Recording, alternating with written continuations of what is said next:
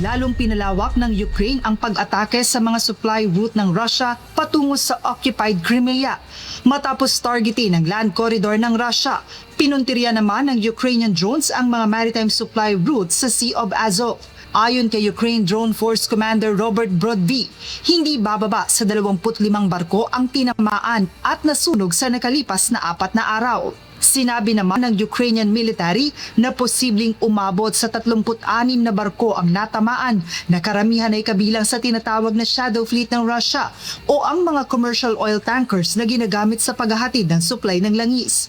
Kabilang sa mga tinamaang tanker ang Venera 3, Sanar 1, Sanar 70, Klimena, Tetis, Alexei Sabrasov at Penelopa.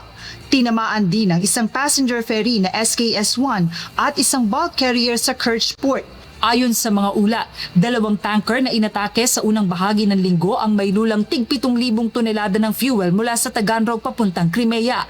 Mahalaga ang mga barkong ito sa supply chain ng Russia dahil may oil loading facility sa Kerch Port sa Crimea. Sa satellite image noong Miyerkules, makikita ang malalaking usok mula sa isang barko malapit sa baybayin ng Crimea, habang nasa 20 iba pang mga sasakyang dagat ang umalis sa lugar patungong Black Sea. Pero ayon sa Ukraine, hindi rin ligtas sa mga barkong umaalis sa Sea of Azov.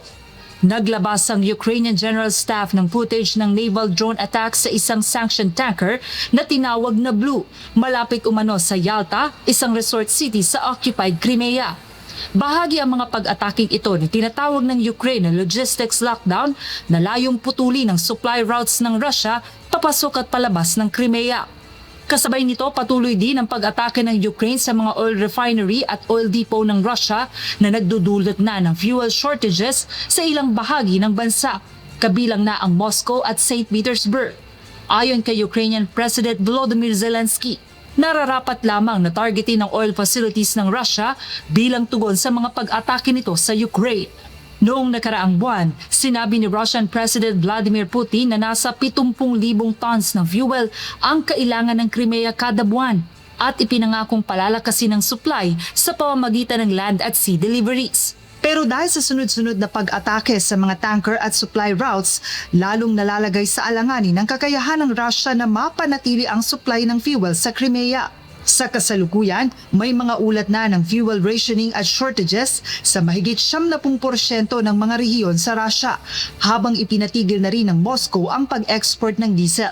Sa Crimea, nahihirapan na rin ang mga Russian-appointed authorities na tugunan ng problema sa kuryente, transportasyon at supply ng langis. Dahil dito, itinuturing na malaking dagok sa Russia ang pinakabagong yugto ng pag-atake ng Ukraine. Joanna Ano, humahataw sa balita ngayon.